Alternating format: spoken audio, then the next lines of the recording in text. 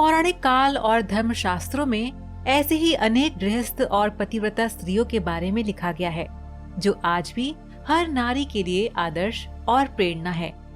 अनेक लोग माता सीता के जीवन को संघर्ष से भरा ही मानते हैं, लेकिन असल में उनके ऐसे ही जीवन में हर कामकाजी या गृहस्थ स्त्री के लिए बेहतर और संतुलित जीवन के अनमोल सूत्र छुपे हैं।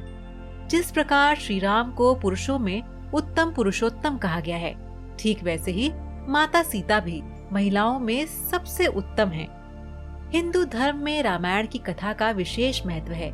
इसका कारण ये है कि ये भगवान राम की जीवन कथा पर आधारित है, जिसके कारण लोग बहुत श्रद्धा के साथ रामायण को पढ़ते हैं।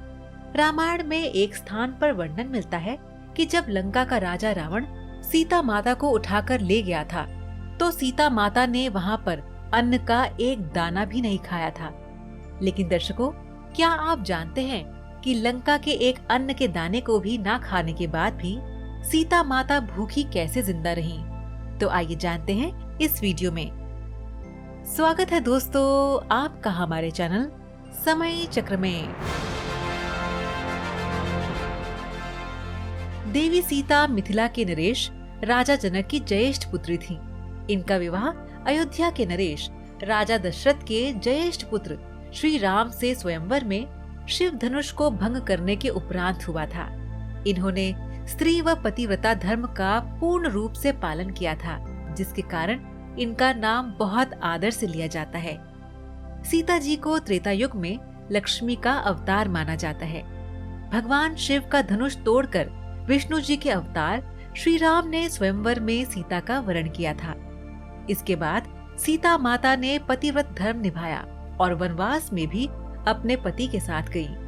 सीता नवमी पर उनकी पूजा विशेष लाभदायी होती है। वाल्मीकि रामायण में ये भी बताया गया है कि माता सीता पहले जन्म में वेदवती नाम की स्त्री थी, जो भगवान विष्णु को पाने के लिए तपस्या कर रही थी। एक दिन रावण वहाँ से गुजरा और उन्हें देखकर मोहित हो गया। इसके बाद उन्हें उनकी इच्छा के विरुद्ध अपने साथ ले जाने लगा। इस पर वेदवती ने रावण को श्राप दिया, मूर्ख, एक स्त्री ही तेरे विनाश का कारण बनेगी। इसके बाद उन्होंने अगले जन्म में सीता का जन्म लिया। माता सीता भगवान श्री राम और लक्ष्मण के साथ 14 वर्ष के लिए वनवास को गईं। इसी बीच रावण उन्हें उठाकर लंका ले गया। रावण ने माता सीता को लंका की अशोक वाटिका में रखा।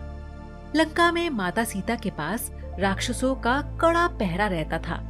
ऐसी मान्यता है कि जब सीता माता ने लंका में अन्न खाने से मना कर दिया, तो ब्रह्मा द्वारा भगवान इंद्र के हाथों एक विशेष प्रकार की खीर सीता माता के लिए भिजवाई गई थी। इंद्रदेव ने अपने प्रभाव के कारण सीता माता के रक्षकों को सुला दिया था, जिसके बाद वो दिव्य खीर सीता माता को दी गई।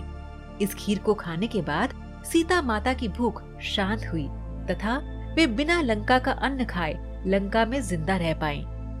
सीता माता को अपने पति श्री रामचंद्र पर पूरा भरोसा था। इसी कारण लंका में उन्होंने लंका का कुछ भी नहीं खाया, जिसके बाद भगवान राम ने लंका पर आक्रमण किया तथा लंका के राजा रावण का वध कर माता सीता को सुरक्षित अयोध्या लेकर आए।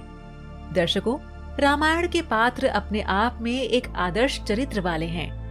यदि माता सीता की बात करें तो वे एक आदर्श पतिव्रता थीं। अगर भगवान राम के चरित्र की बात करें तो वे आदर्श पुत्र और राजा थे। लक्ष्मण और भरत आदर्श भाई थे। इसके साथ ही रामायण में हनुमान जी का भी वर्णन मिलता है, जो कि एक आदर्श स्वामी भक्त थे, जिन्होंने हमेशा भगवान राम की भक्ति की। तो दर्शकों, हम उम्मीद करते हैं कि आपको पता चल गया होगा कि लंका में रहते हुए सीता माता को भूख क्यों नहीं लगती थी। आपको अगर इस विषय में कुछ कहना है तो हमें कमेंट बॉक्स में जरूर बताइए और हमारे चैनल समय चक्र को लाइक, शेयर एंड सब्सक्राइब करना ना भूलें। तो जाने से पहले आज का सवाल आपके लिए ये है कि क्या आप बता सकते हैं कि किसकी वजह से भगवान राम ने माता सीता को त्याग दिया था? आप इसका जवाब हमें नीचे कमेंट बॉक्स में दीजिए। हमें आपके जवाब का इंतजार रहेगा।